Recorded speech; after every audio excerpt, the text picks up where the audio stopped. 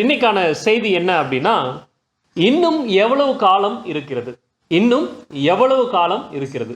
நம்ம பேசிட்டு இருக்கும்போது இடையில நம்ம பார்த்தோம், நம்ம தாத்தா காலத்தில் சொன்னாங்க, நம்ம காலத்தில் சொல்றாங்க, இன்னும் சொல்லிட்டு இருக்காங்க.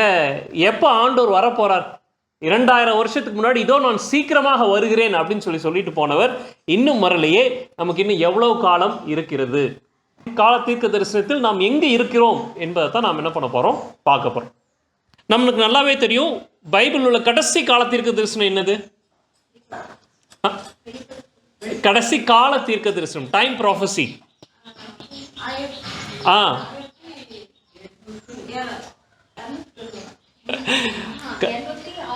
உலகத்தில், அதாவது பைபிள் இருக்க கடைசி தீர்க்க தரிசனம், மிகப்பெரிய தீர்க்க தரிசனம் ரெண்டுமே ஒன்று தான். அது 2300 ராப்பகல். அது எப்போ முடியுதுன்னா 1844, கடைசி கால தீர்க்க தரிசனம். இந்த 1840க்கு அப்புறம் ஒரு கால தீர்க்க தரிசனம் கிடையாது. அதுதான் வந்து நமக்கு ஸ்பிரிட் ஆஃப் ப்ராஃபஸி வந்து சொல்லுது.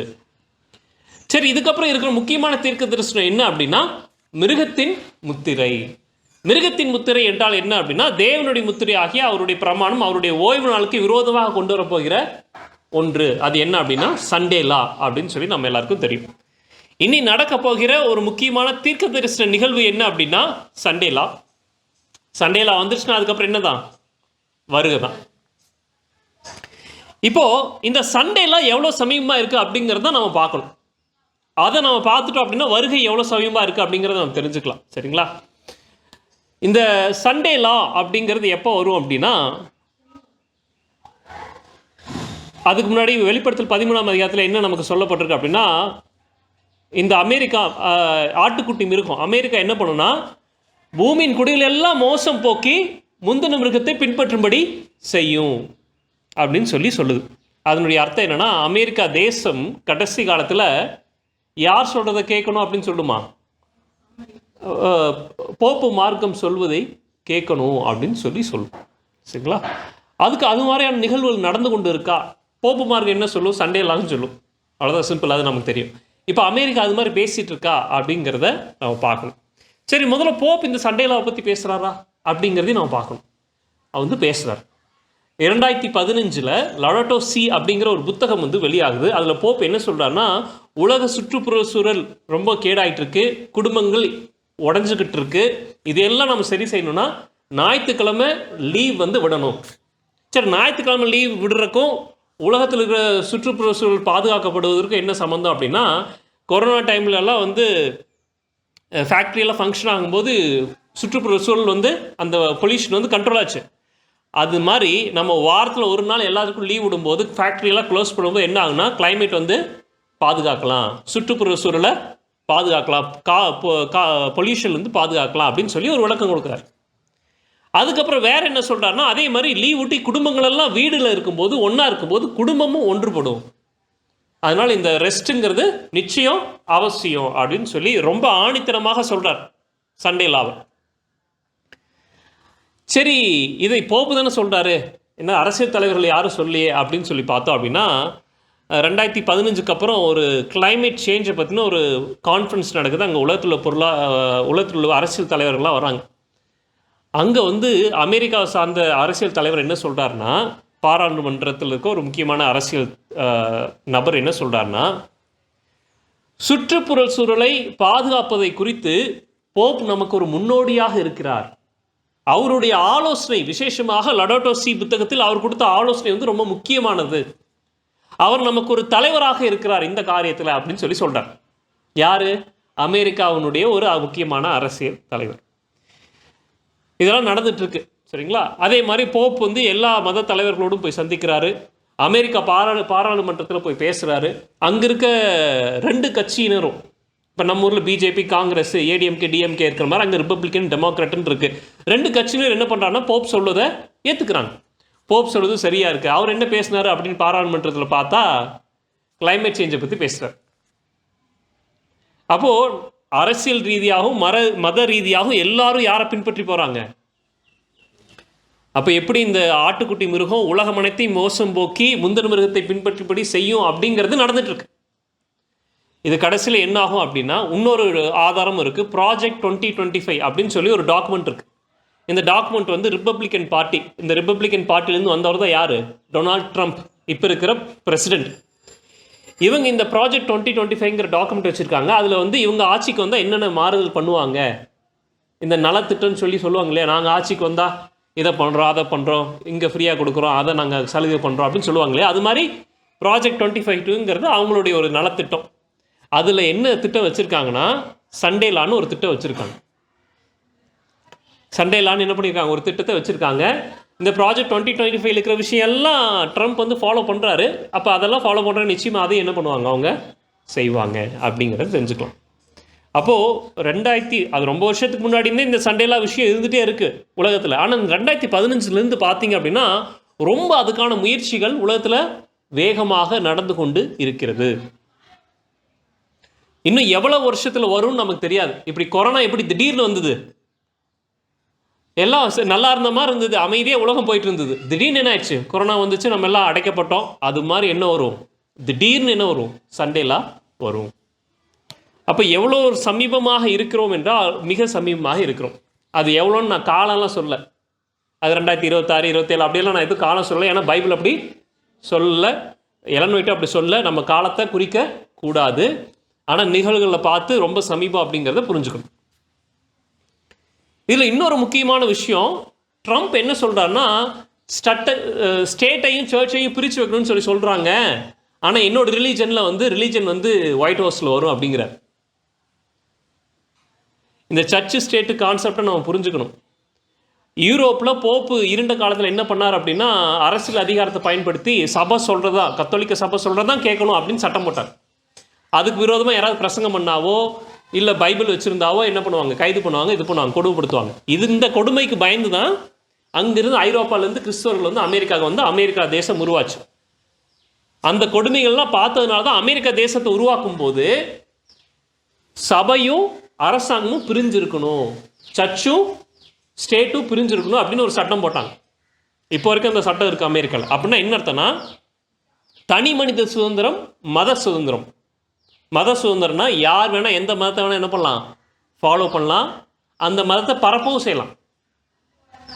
அதே மாதிரி அந்த சுதந்திரம் வந்து இருக்குது. சர்ச்சு ஸ்டேட்டு பிரிஞ்சு வச்சுருந்தாங்க.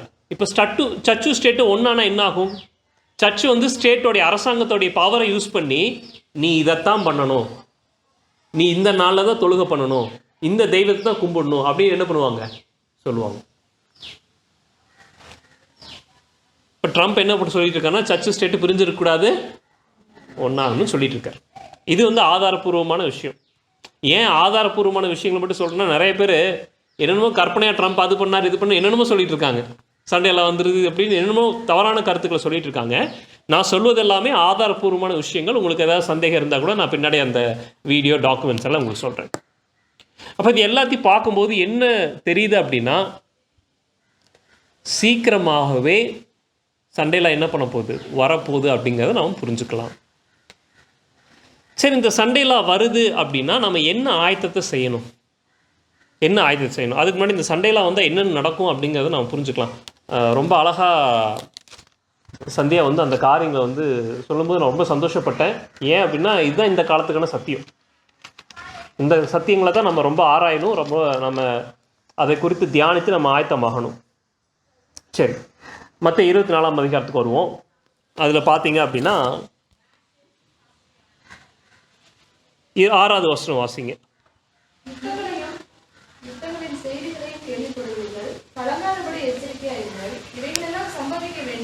அடுத்தது அடுத்த வசனம்.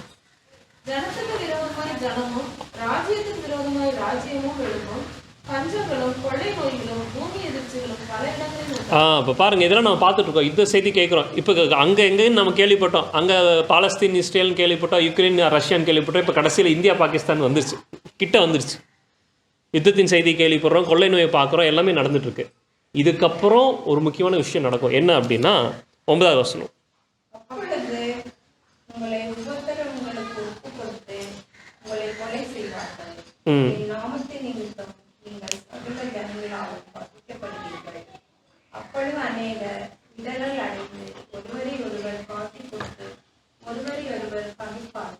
அடுத்த வசனம்.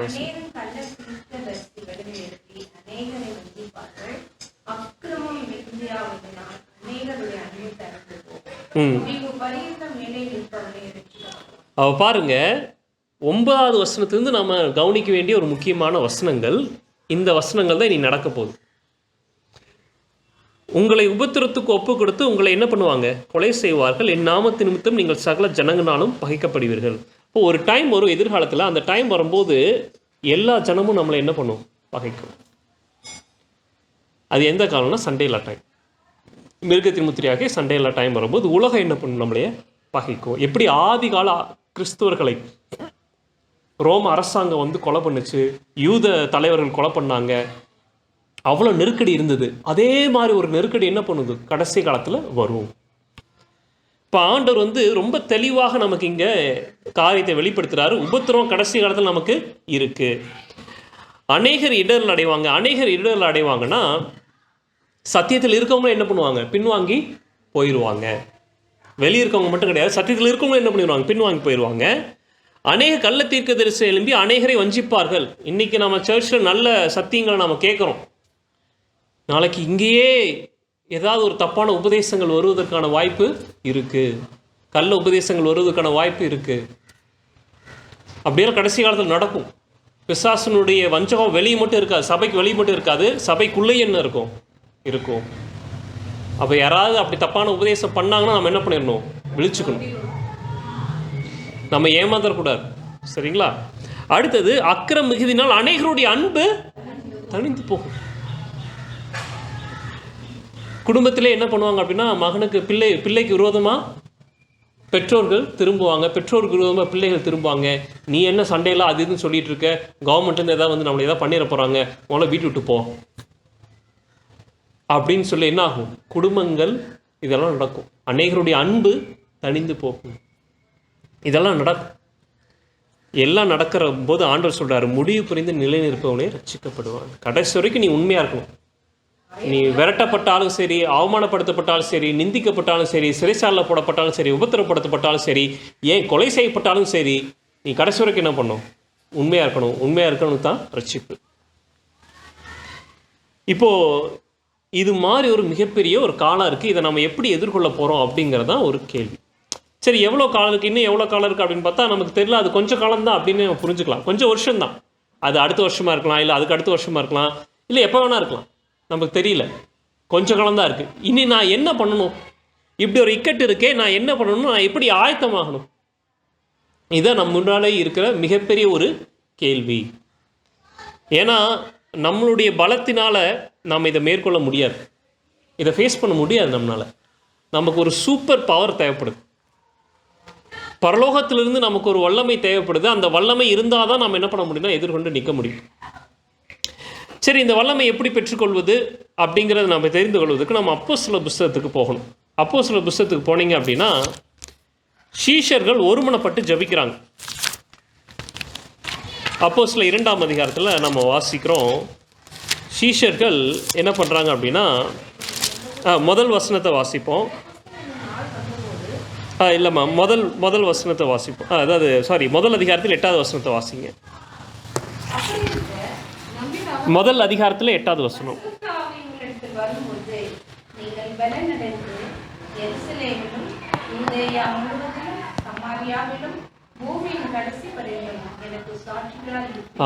அவ பாருங்க, கடைசி காலத்தில் நாமளும் சாட்சியாக இருக்கணும்.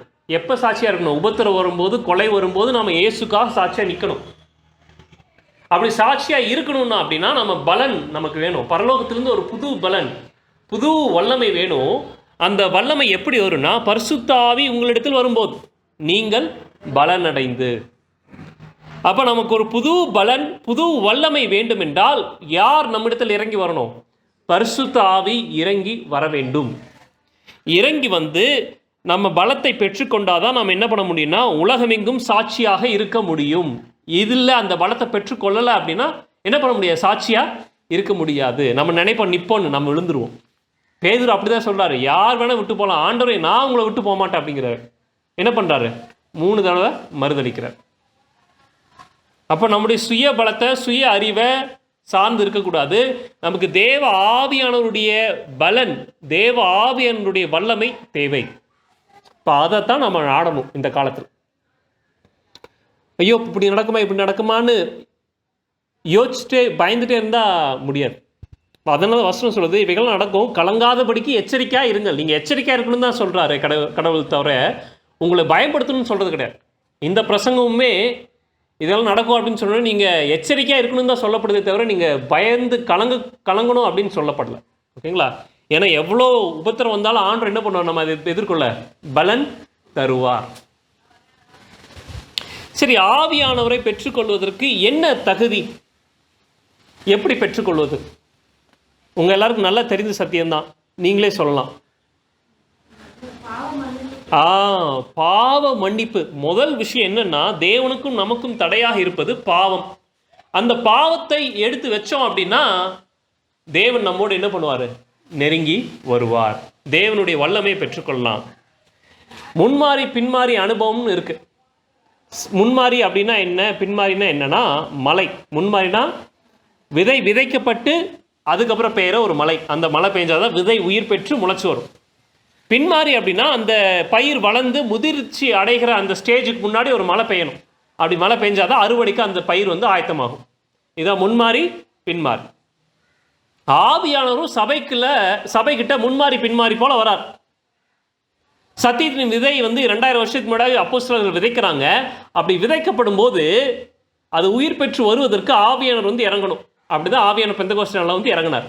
இறங்கி சத்தியத்தின் விதையானது உயிர் பெற்று முளைத்து வருது. இனி அந்த சத்தியம் எல்லா தேசங்களுக்கும் போயிட்டுருக்கு.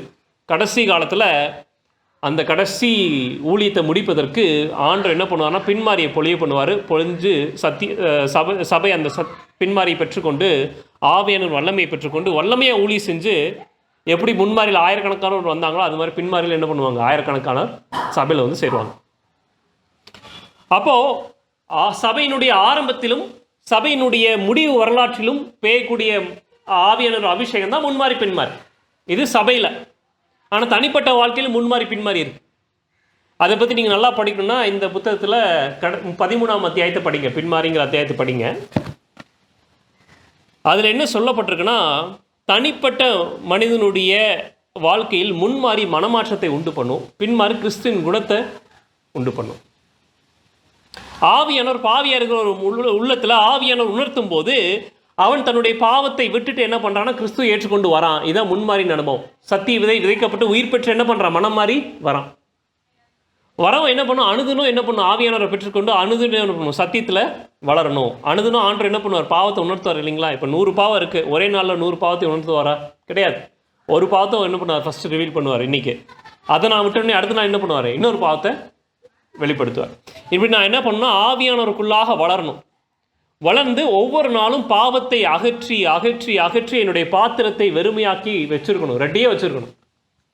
ஆல்ரெடி பாத்திரத்தில் எல்லாம் இருக்குது, அதில் ஏதாவது ஊற்ற முடியுமா? ஊற்ற முடியாது. அப்போ வெறுமையாக்கி நம் பாவத்தை நீக்கி நம்முடைய பாத்திரத்தை வெறுமையாக வைத்திருந்தால்தான் பின்மாறி வரும்போது அந்த பாத்திரத்தில் பின்மாறி விழும். பிரச்சனை என்ன அப்படின்னா, மக்கள் அந்த ஆயத்தத்தை செய்வது இல்லை. சபையில் உள்ள நாம் எல்லோரும் அதை பற்றி யோசிப்பதில்லை, அதுக்கான ஆயத்தத்தை செய்வது கிடையாது. சத்தியம் என்ன சொல்லுது?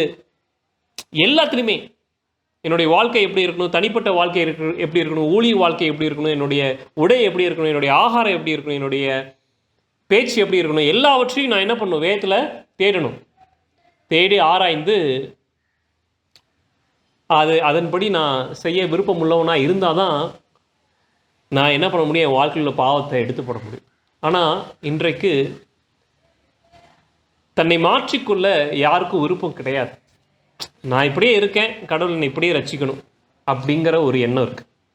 கடவுள் அப்படியெல்லாம் என்ன பண்ண மாட்டார், ரசிக்க மாட்டார். நாம் அவரிடத்தில் நம்மை தாழ்த்தி நம்மை ஒப்பு கொடுக்கும்போது, அவர் உணர்த்துகிற விஷயங்களை நாம் கீழ்ப்படியும் போது தான் நமக்கு ரட்சிப்பு இருக்கு. இது கஷ்டமா அப்படின்னா கஷ்டம் கிடையாது. பிரமாணங்கள் பாரமானவைகள் அல்ல. அப்புறம் ஏன் இது கஷ்டமா நமக்கு தெரியுது? ஏன்னா பிசாசு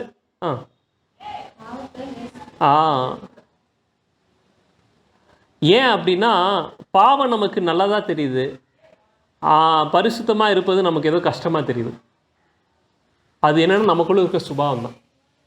பாவ சுபாவத்தில் நம்ம இருக்கிறனால பாவம் செய்கிறது ஒரு சந்தோஷமான விஷயமாகவும், பைபிள் படிக்கிறது ஜெபம் பண்ணுறது கஷ்டமான விஷயமாகவும் நமக்கு தெரியுது. பைபிள் தானே, அப்புறம் நாளைக்கு படிச்சுக்கிறேன், அப்புறம் ஜெபம் பண்ணிக்கலாம், நாளைக்கு மனம் மாறிக்கலாம். இது எதை குறிக்குது அப்படின்னா, அதை விட வேறு ஏதோ எனக்கு பிடிச்சிருக்கு. பைபிள் படிக்கிறதோட எனக்கு வேறு ஏதோ பிடிச்சிருக்கு. மனம் மாறதோட, கடவுள்கிட்ட வர்றதோட வேறு ஏதோ எனக்கு பிடிச்சிருக்கு. அதுதான் எனக்கு பிரச்சனையாக இருக்குது. தவிர பிரமாணங்கள் பாரமானவைகள் கிடையாது. உண்மையிலே பிரமாணங்கள் ஆசீர்வாதமானவைகள். அப்போது நம்முடைய பாவ சுபாவம் வந்து நம்மளை என்ன பண்ணுது அப்படின்னா, நம்மளைய இப்படி சிந்திக்க வைக்குது. அப்போ நாம் என்ன பண்ணக்கூடாதுன்னா, நம்முடைய சுபாவத்தையும் நம்முடைய எண்ணங்களையும் நம்முடைய உணர்வுகளையும் நம்பக்கூடாது. நம்மளை நாம் என்ன பண்ணக்கூடாது, நம்பக்கூடாது. என் மனசில் இப்படி தோணுது, பைபிள் படிக்கிறது கஷ்டம்னு தோணுதுன்னா நான் என்ன பண்ணக்கூடாது, அதை நம்பக்கூடாது. இது பாவ சிந்தை, பைபிள் படிப்பது அப்படி கிடையாது, அது ரொம்ப சந்தோஷமான விஷயம் அப்படின்னு சொல்லி நான் என்ன பண்ணணும், நம்பணும்.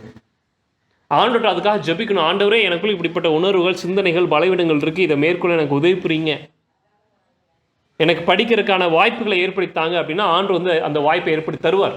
அந்த மனசை சுபாவத்தை மாற்றுவார். சகோதர் தீபக் வீட்டில் இருக்கும்போது எனக்கு சொன்ன விஷயம் என்னன்னா, எங்கள் வீட்டில் இருந்தேன்னா நான் பைபிள் படிக்க முடியல, ப்ரேயர் பண்ண முடியல. பக்கத்தில் ஏரியா பசங்களாம் இருக்காங்க, வராங்க, ஒரு மாதிரியாக இருக்குது.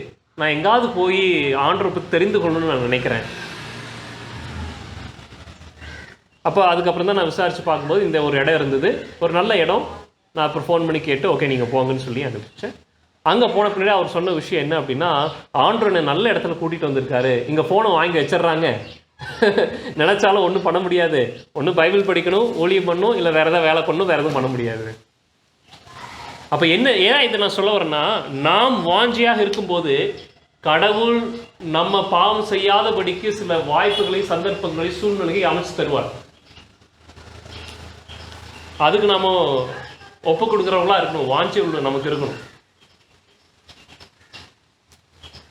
ஆனால் நமக்கு வாஞ்சை இல்லை, விருப்பம் இல்லை அப்படின்னா, கடவுள்கிட்ட நம்மளை ஒப்படைக்கலை, நம்மளே நம்ம நம்பிட்டு இருக்கோம், நம்ம நினைக்கிறதா சரி, கடவுள் பைபிள் படிக்கிறது கஷ்டம்னு நான் நினைக்கிறேன்னா அதுதான் உண்மை, நான் நம்பக்கூடாது. ஃபஸ்ட்டு விஷயம், பைபிள் சொல்கிற விஷயம் என்னென்னா, சுய சிந்தையை வந்து நம்ம என்னக்கூடாது, சாரக்கூடாது. நம்ம யோசிக்கிறது தான் கரெக்டு, நம்ம நினைக்கிறது தான் இது அப்படிங்கிறதெல்லாம் நம்ம நினைக்கக்கூடாது. அப்போது நம்ம உணர்வு, சூழ்நிலை, கஷ்டம் எல்லாத்தையும் தாண்டி தேவனுடைய வார்த்தையை நம்பணும். பழைய ஏற்பாட்டில் நிறைய பேருடைய வாழ்க்கையை பாருங்கள். ஆபிரகாம் வந்து 75 வயசில் வந்து புள்ள பிறக்குன்னாரு. எப்போ பிறந்துச்சு? 100 வயசில். 25 வருஷம் பிள்ளையே பிறக்கிறதுக்கான வாய்ப்பே இல்லை. ஆனால் என்ன பண்ணாங்க, நம்பினாங்க.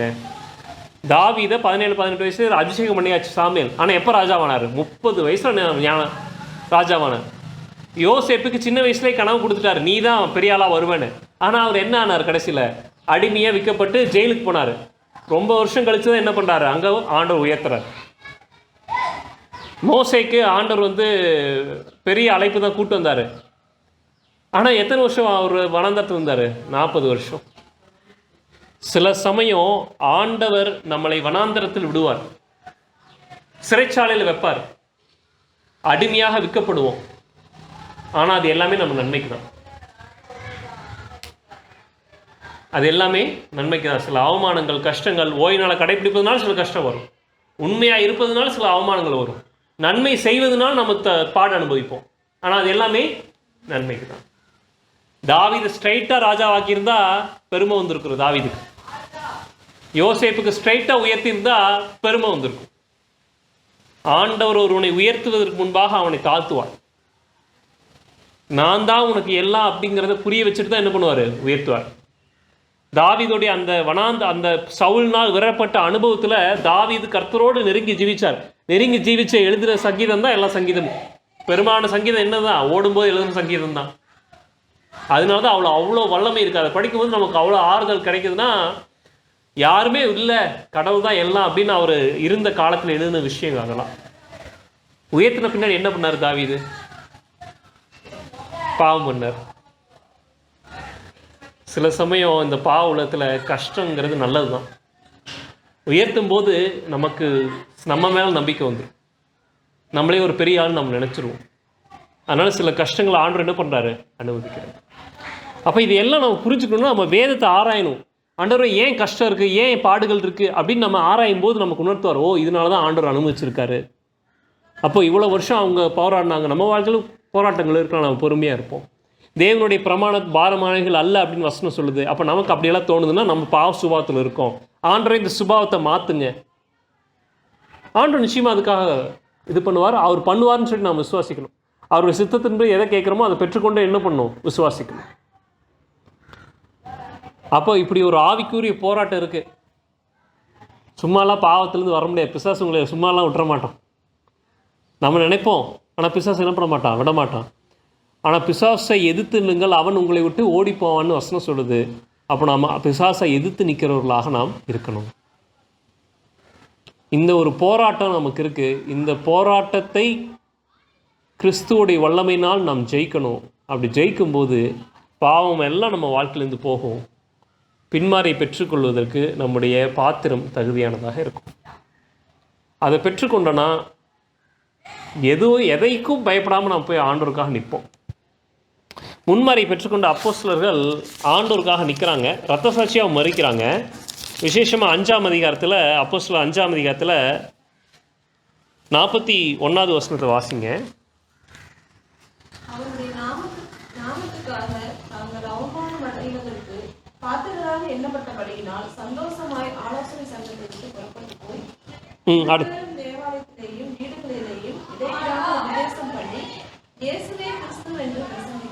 இப்போ நீங்கள் போகிறீங்க சுவிசேஷத்தை சொல்ல, உங்களை அடிக்கிறாங்க, அவமானப்படுத்துகிறாங்க. நம்ம போகிறோம், அடிக்கிறாங்க, அவமானப்படுத்துகிறாங்க. நம்ம என்ன நினைப்போம்,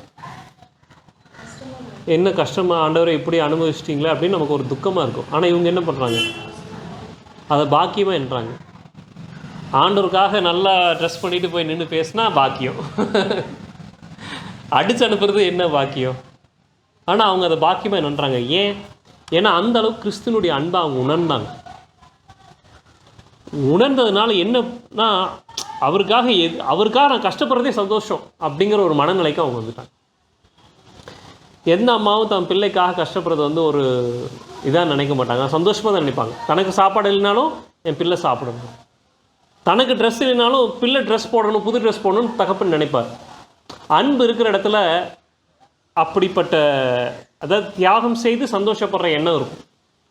ஏன் இன்னைக்கு கடவுளுக்காக நாம் கஷ்டப்படுவதை சந்தோஷமாக நினைக்கலாம், நம்ம இடத்துல அந்த அன்பு இல்லை. அவர் நமக்கு எதாவது செய்வார்னு தான் நம்ம வரமே தவிர அவருடைய அன்பு அவருக்காக நாம் என்ன செய்கிறோம் அப்படிங்கிறத பற்றின ஒரு எண்ணம் இல்லை. ஆனால் ஆவியில் வளர்கிற ஒரு நபர், முன்மாரின் பின்மாரின் அனுபவத்துக்குள்ளே வருகிற ஒரு நபர் கிறிஸ்துவின் அன்பில் வளருவாப்பில். கிறிஸ்துவோடைய குணம் அவருக்கு தெரியும், கிறிஸ்து தனக்காக என்ன பண்ணியிருக்காருங்கிறது தெரியும். அதெல்லாம் யோசித்து தியானித்து இருக்கிற ஒரு நபர் கிறிஸ்துக்காக தன்னுடைய உயிரே கொடுப்பதற்கு ஆயத்தமாக இருக்கும். நம்ம அந்த அனுபவத்துக்குள்ளே தான் நம்ம என்ன பண்ணோம் அப்படின்னா இப்போ நம்ம போகணும். இந்த அனுபவம் இல்லாமல் நம்ம என்ன பண்ணாலும் கடைசி காலத்தில் நிற்க முடியாது. சில பேர் இந்த அனுபவத்துக்குள்ளே போகாமல் வெறும் கண்ட்ரி லிவிங் போனால் இது பண்ணலான்னு நினைக்கிறாங்க. இந்த அனுபவம் ரொம்ப முக்கியம். அதுக்காக கண்ட்ரி லிவிங் அவசியம் இல்லைன்னு நான் சொல்ல, அப்படி நீங்கள் எடுத்துக்க வேண்டாம். அது அவசியமான ரொம்ப முக்கியமான ஒரு சத்தியம். ஆனால் அது எல்லாத்துக்கும் முன்னாடி நம்ம கிறிஸ்து கூட அணுகணும், நேரத்தை செலவழிக்கணும், கிறிஸ்து கூட நெருங்கி வரணும்.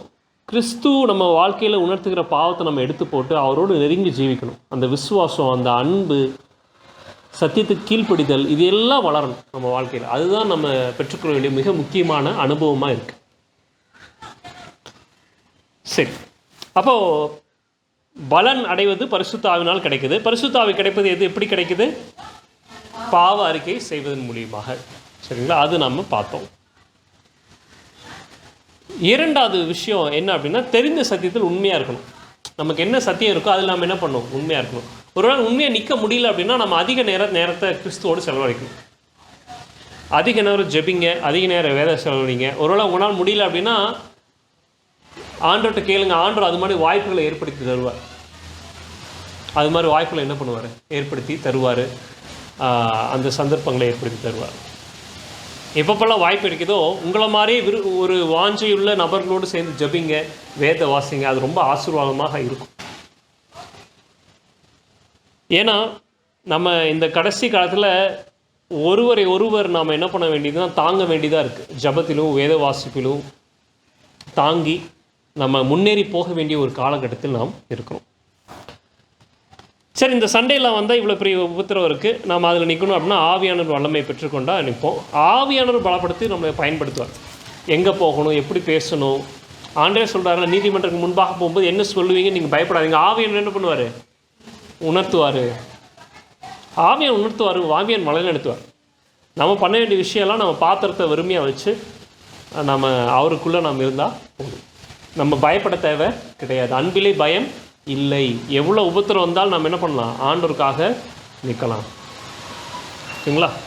சரி, அடுத்த விஷயம். அப்போ என்ன தீர்மானம் எடுக்குன்னா, உங்கள் வாழ்க்கையில் எவ்வளோ நேரம் அதிக ஜபிக்கிறேன், எவ்வளோ நேரம் வந்து நான் வேதத்தை வாசிக்கிறேன், எவ்வளோ தூரம் விசுவாசமாக இருக்கேன், தெரிஞ்ச சத்தியத்துக்கு எவ்வளோ தூரம் உண்மையாக இருக்கேன், இந்த விஷயங்கள்லாம் நம்ம என்ன பண்ணணும் பார்க்கணும்.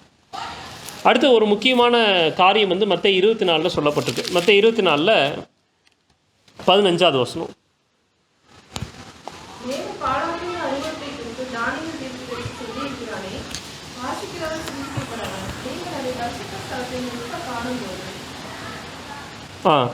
அடுத்த வசனம். பாலாக்கிற ஒரு பரிசுத்தத்தில் பார்க்கும்போது அப்படிங்கிறது, இதை லூக்கா புத்தகத்தில் படிக்கும்போது ரோம சேனைகள் எருசலேமை சூழும்போது அப்படின்னு இருக்கு. ரோம சேனைகள் எருசலேமை சூழும்போது என்ன பண்ணிடணும், அங்கேருந்து போயிடணும். இதை கிபி 66 நடந்துச்சு. நடக்கும்போது கிறிஸ்தவர்கள் புரிஞ்சுட்டு என்ன பண்ணிட்டாங்க, போயிட்டாங்க. ஆனால் யூதர்கள் என்ன நினச்சாங்கன்னா, அந்த டைம் ரோம சேனை வந்தபோது அது ரோம சேனை அதுக்கப்புறம் பின்வாங்கி போன பின்னாடி நாம் ஏதோ ஜெயிச்சிட்டோம், கடவுள் நம்மோடு இருக்கான்னு நினச்சிட்டாங்க. அதுக்கப்புறம் என்ன ஆச்சுன்னா, அவங்க போகலை, அங்கேயே இருந்தாங்க எருசலேம்லே. அடுத்த 4 வருஷம் கழிச்சு மறுபடியும் ரோம சேனை வந்து முற்றிலுமாக நகரத்தை அழிச்சிருச்சு. உள்ளிருந்து எல்லாருமே செத்து போயிட்டாங்க. ஆனால் கிறிஸ்தவர்கள் என்ன பண்ணிட்டாங்க, தப்பிச்சு போயிட்டாங்க. அதுபோல் கடைசி காலத்தில் நடக்கும். அதை பற்றி எலமெண்ட் என்ன சொல்கிறாங்கன்னா, இங்கே என்ன சொல்லப்பட்டிருக்குன்னா, as the siege of Jerusalem by the Roman armies was the signal for the flight to Judean Christians, so the assumption of power on the part of our nation in decree enforcing papal Sabbath will be a warning to us. அந்த காலத்தில் ரோமர்கள் எப்படி எருசலேமை சூழ்ந்தார்களோ அதுபோல் இந்த கடைசி காலத்தில் Roman கத்தோலிக்கம் போப்புமார்க்கும் ஞாயிறு ஆசிர்ப்பு சட்டத்தை அமெரிக்காவில் கொண்டு வரும்போது நாம் என்ன பண்ணிடணும், ஓடிடணும் அப்படின்னு நமக்கு சொல்லப்பட்டு. அப்போ நாம் என்ன பண்ணணும்னா ரொம்ப ஜாக்கிரதையாக இருக்கணும். அந்த டைம் எப்போ வருது அப்படிங்கிறத பார்க்கணும். அது வெளிப்படையாகவே வரும், ரகசியமெல்லாம் வராது. வெளிப்படையாக என்ன பண்ணுவாங்க, சண்டேலாவை கொண்டு வருவாங்க. கொண்டு வரும்போது எப்படி கொண்டு வருவாங்கன்னா, எடுத்தோனையும் சாட்டர்டே சாபத் கீப்பப் பண்ணுறவங்களுக்கு நமக்கு அகேன்ஸ்டாக வராது. எப்படி கொண்டு வருவாங்கன்னா, உலக அமைதி, குடும்ப அமைதி, சுற்றுப்புற சூழலை பாதுகாப்பது அப்படின்னு கொண்டு வருவாங்க. அப்படி கொண்டு வந்தாவே நம்ம என்ன பண்ணிடணும், புரிஞ்சுக்கணும். புரிஞ்சுட்டு நம்ம இடத்த காலி பண்ண வேண்டிய நேரம் அப்படிங்கிறது புரிஞ்சுக்கணும். நம்ம எங்கே போவோம் அதை பற்றி கவலைப்பட தேவை. நம்ம ஆண்டருக்குள்ளே இருந்தால் என்ன பண்ணுவார், ஆண்டவர் கூட்டிகிட்டு போயிடுவார். எங்கிட்ட பணம் இல்லை, சொத்து இல்லை, எதுவுமே இல்லை, எதுவும் இல்லைனாலும் நம்ம ஆண்டருக்குள்ளே இருந்தால் போதும், ஆண்டர் என்ன பண்ணுவார், கூட்டிகிட்டு போவார். ஆனால் ஒருவேளை எங்கிட்ட சொத்து இருக்குது, என்கிட்ட பணம் இருக்குது, நான் என்ன பண்ணணும்னு நீங்கள் கேட்டிங்கன்னா, இப்போவே அதை வச்சு என்ன பண்ணணும், ஆண்டர்ட்டாக ஜெபம் பண்ணுங்க. ஆண்டவர் அந்த டைம் வரைக்கும் நீங்கள் வெயிட் பண்ண தேவையில்லை. ஆண்டவர் சில பேர் என்ன பண்ணுவார், முன்னாடியே கூட்டிகிட்டு போவார். அப்படி உங்களை ஒருவேளை முன்னாடியே என்ன பண்ணலாம், எங்கேயாவது போய் இங்கே இருக்கிற ப்ராப்பர்ட்டியை விற்றுட்டோ வெளியே எங்கேயாவது போய் வாங்கும்படியாக ஆண்டவர் உங்களை வழி நடத்தலாம். ஓகேங்களா? அதனால் நாம் என்ன பண்ணோம், சொத்து இல்லைன்னா ஒன்றும் பிரச்சனை இல்லை, ஆண்டவரே நமக்கு இருக்கிற ஒரே சொத்து, ஆண்டவர் நம்மளை காப்பாற்றுவார். ஆனால் ஏதாவது இருக்கும் பட்சத்தில் நீங்கள் என்ன பண்ணணும், இப்போ வீடு இருக்குது, இது இருக்குது, அது இருக்குது, அப்படின்னா என்ன பண்ணணும், ஜபிக்கணும். இன்னொரு இடத்துல இறங்கிட்டு என்ன சொல்கிறாங்கன்னா, நம்ம ஆண்டர்கிட்ட ஜபிக்கல அப்படின்னா ஆண்டர் வெளிப்படுத்த மாட்டார். கடைசி காலத்தில் அப்படி நிறைய பேர் கண்டு காணாமல் இருப்பாங்க. சண்டையில் வந்த பின்னாடி அவங்க சொத்தை எடுத்துக்குவாங்க. எடுத்த பின்னாடி ரொம்ப வருத்தப்படுவாங்களா, இந்த சொத்தை நான் விற்று இருந்ததா ஆண்டோடைய ஊழியத்துக்கோ இல்லை எதுக்கோ ஆண்டோடைய பிள்ளைகளுக்கோ எதுக்கோ பிரயோஜனமாயிருக்கும், எதுவும் இல்லாமல் யாரோ எடுத்துகிட்டு போகிறாங்க அப்படின்னு வருத்தப்படுவாங்களாம். அப்படி ஒரு நிலைமை நமக்கு வேண்டாம். ஏன்னா நம்ம பூமியில் இருக்க வரைக்கும் நமக்கு கஷ்டப்பட்டு தான் எல்லாம் சேர்த்து வச்சுருக்கோம் இல்லைங்களா? அது எல்லாமே ஒரு நாள் யாரோ ஒருத்தர் எடுத்துகிட்டு போனால் நமக்கு எவ்வளோ கஷ்டமாக இருக்கும். அது மாதிரி ஒரு நிலைமை வேண்டாம். இன்றைக்கி ஆண்டவர்கிட்ட ஜெபம் பண்ணுவோம். நான் உங்களை இன்றைக்கே நீங்கள் கிளம்பி போங்கன்னு நான் சொல்லலை, அப்படின்னு நான் சொல்ல வரல. நீங்கள் ஜெபம் பண்ணணும். இன்றைக்கி நீங்கள் ஜெபம் பண்ணி கர்த்தருக்குள்ளே இருந்தால் தான் ஆண்டவர் அதை வெளிப்படுத்தும் போது உங்களுக்கு தெரியும், ஓகே இந்த டைம் நம்ம போகணும் அப்படிங்கிறது என்ன பண்ணுவார், ஆண்டவர் வெளிப்படுத்துவார். அப்போ இதெல்லாம் ஆயத்தங்கள், இதெல்லாம் நம்ம என்ன பண்ணணும், செய்யணும். ஆனால் இதை விட முக்கியமான ஆயத்தம் என்னது, நம்முடைய பாவம் அறிக்கை செஞ்சு விடணும். இதுதான் முக்கியமான ஆயத்தம். அந்த ஆயத்தத்தை செய்யாமல் நம்ம மலைக்கு போனாலும் சரி, குகைக்கு போனாலும் சரி, ஒன்றும் பிரயோஜனம் கிடையாது. முதல் ஆயத்தம் வந்து பாவம் நீக்கப்படணும். பாவம் நம்முடைய வாழ்க்கையிலேருந்து நீக்கப்படணும். கிறிஸ்துக்குள்ளே அதிக நேரத்தை செலவழிக்கணும். கிறிஸ்துக்குள்ளே அதிக நேரம் ஜெபிக்கணும். ஊழியத்தில் ஈடுபடணும். இதெல்லாம் தான் நம்ம செய்ய வேண்டிய முக்கியமான விஷயம். அதோடு சேர்த்து இந்த கடைசி கால ஆலோசனைகள் கொடுக்கப்பட்டிருக்கு. அந்த ஆயத்தத்தையும் நாம் என்ன பண்ணணும், செய்யணும். அதை செய்யும்போது நிச்சயமாக எவ்வளோ பெரிய கிட்ட வந்தாலும் நம்ம என்ன பண்ண முடியும், நிற்க முடியும். நம்முடைய பலத்தினால் இல்லை, கிறிஸ்துவனுடைய பலத்தினால், பரிசுத்த ஆவியானவருடைய பலத்தினால். ஓகேங்களா? காலம் ரொம்பவே கடைசியாக இருக்குது. அடுத்த வருஷமே சண்டேல வந்தாலும் ஆச்சரியப்படக்கில்லை. நம்ம அசால்ட்டாக இருக்க வேண்டாம். இருந்தோம் அப்படின்னா பின்னாடி நம்முடைய ரட்சிப்பை நம்ம இழந்துருவோம். நம்மை சுற்றி உள்ள குடும்பத்தாரையும் நம்ம ஆயத்தம் பண்ணாமல் போயிடுவோம். ஏன்னா ஒரு கட்டத்தில் வேலை, பணம் எதுவுமே யூஸு கிடையாது. உலகமே ஸ்தம்பிச்சிருக்கும்போது 7 வாதைகள் ஊற்றப்படுமா? அப்போ தண்ணியெல்லாம் என்னவாயிரும்? உங்களுக்கு பெரிய மாளிகை இருக்குது, குடிக்க தண்ணி இல்லை, வீடு, காரு இதெல்லாம் சாப்பிட முடியுமா? அப்போ ஆனால் அந்த காலத்தில் ஆண்டவர் என்ன பண்ணுவார், அவருடைய பிள்ளைகள் என்ன பண்ணுவார், எலியாவை போஷிச்சது போல் போஷிப்பார். இன்றைக்கி மனுஷங்களுக்கு எது முக்கியம் இல்லை அப்படிங்கிறது புரிய மாட்டேங்குது. பணம் இருந்தால் போதும், பணம் தான் எல்லாம் அப்படின்னு நினைக்கிறாங்க. ஆனால் ஒரு கட்டம் வரும், பணம் ஒன்றுமே கிடையாது அப்படின்னு அப்போ தான் புரியும். அந்த நிலைமையில் நம்ம போயிட வேண்டாம். நம்ம உலகத்தின் பின்பாக, உலகத்தின் செல்வத்தின் பின்பாக நாம் போக வேண்டாம். நாம் பாழ் அனுபவிச்சாலும் தேவனுக்குள்ளாக இருப்போம். ஒரு கட்டத்தில் தெரியும் மக்களுக்கு, இவங்க இருந்ததான்ப்பா கரெக்டு. நம்ம உலகத்துக்கு பின்னாடி போய் எல்லாம் ஆதாயப்படுத்தணும், ஒன்றுமே இல்லை நம்மகிட்ட. இப்போ இவங்க எதுவும் இல்லாத மாதிரி இருந்தாங்க, இன்றைக்கி இவங்க ஆண்டவர் போஷிக்கிறாரு அப்படிங்கிறத வந்து உணர்வாங்க. அதனால் அப்படி ஒரு காலம் வரும். அந்த காலம் ரொம்ப சீக்கிரமாக வருவதற்கான அதிக வாய்ப்பு இருக்குது. நம்ம ரொம்ப ஜபத்தோடு ரொம்ப ஜாக்கிரதையாக இருக்கணும். இதில் இன்னொரு பிரச்சனை இருக்குது. என்ன அப்படின்னா, இது மாதிரி கண்ட்ரி லிவிங், இது மாதிரி எலன் ஒயிட்னு பேசுகிறவங்க சில எக்ஸ்ட்ரீமான விஷயங்களை சொல்லி எலன் ஒயிட்டுக்கு ஒரு கெட்ட பேரை வந்து உண்டு பண்ணி வச்சுருக்காங்க. 2027 இயேசு கிறிஸ்து வருவார், கிருபையின் காலம் சபைக்கு முடிஞ்சு போச்சு, இது மாதிரி என்னென்னமோ சொல்லி இப்போ எலன் ஒயிட் இப்போ சொல்ல வேண்டிய முக்கியமான சத்தியத்தை சொல்ல முடியாத அளவுக்கு அவங்க பேருக்கு ஸ்பாயில் பண்ணி வச்சுருக்காங்க சர்ச்சில். ஆனால் ரொம்ப ஞானமாக நாம் ஊழியம் செய்யணும். எலன் ஒயிட்னு சொல்லி சொல்கிற எல்லாத்தையும் நம்பிடக்கூடாது. அதை மற்றவங்ககிட்ட சொல்லிடவும் கூடாது. ஒரு அம்மா ஒரு சர்ச்சுக்கு போனால் ஒரு அம்மா சண்டையெல்லாம் வந்துருச்சு அப்படின்னு சொல்லிட்டாங்க. எங்கம்மா வந்துருச்சு, யாரும்மா சொன்னா அப்படின்னா, இல்லைப்பா அப்படியெல்லாம் சொன்னாங்க. இப்படியெல்லாம் சொன்னீங்கன்னா என்ன ஆயிரும்னா, சபையில் இருக்க தலைவர்களுக்கு, சபை வழி நடத்துகிறவர்களுக்கு இதை பற்றி பேச வேண்டாம் அப்படிங்கிற மாதிரி ஒரு நிலைக்கு அவங்க போயிடுறாங்க. அதனால் ரொம்ப ஞானமாக என்ன சொல்கிறோம், மக்கள்கிட்ட என்ன பேசுகிறோம் அப்படிங்கிறது நம்ம கவனமாக இருக்கணும். நம்ம ஞானமாக நடந்துக்கலன்னா பிசாசு என்ன பண்ணுவோம் அப்படின்னா, அதை திரித்து ஊழியம் போகாதபடிக்கு தடையை உண்டு பண்ணுவோம். நம்ம நிச்சயமாக கண்ட்ரி லிவிங் பற்றி பேசணும், ஆனால் சரியான விதத்தில் பேசணும். அங்கே போனால் தான் ரட்சிப்பு, இங்கே இருந்தால் இங்கே கிருபையின் காலம் முடிஞ்சிருச்சு அப்படின்லாம் என்ன பண்ணக்கூடாது, சொல்லக்கூடாது. எல்லாரும் என்ன சொல்கிறாங்கன்னா, அங்கே போனாலுமே இங்கே வந்து ஊழியம் பண்ணணும் அப்படின்னு சொல்கிறாங்க. ஸோ அது மாதிரி நிறைய விஷயம் இருக்குது. சத்தியத்தை படிக்கணும். சத்தியத்தை படித்து சரியான சத்தியத்தை மக்களுக்கு சொல்லணும், மக்களை ஆயத்தப்படுத்தணும். காலம் ரொம்ப சமீபமாக இருக்குது. தேவன் இந்த சபை வந்து ரொம்ப சத்தியத்தினால் ஆசீர்வதிக்கப்பட்ட சபை. நிறைய பேருக்கு நிறைய சத்தியங்கள் தெரிஞ்சிருக்கு. அதனால் ஒரு பெரிய பொறுப்பு உங்களுக்கு இருக்குது. நமக்கு நிறைய சத்தியங்களை கடவுள் கொடுத்தாருன்னா நிறைய பொறுப்பு நமக்கு இருக்குது.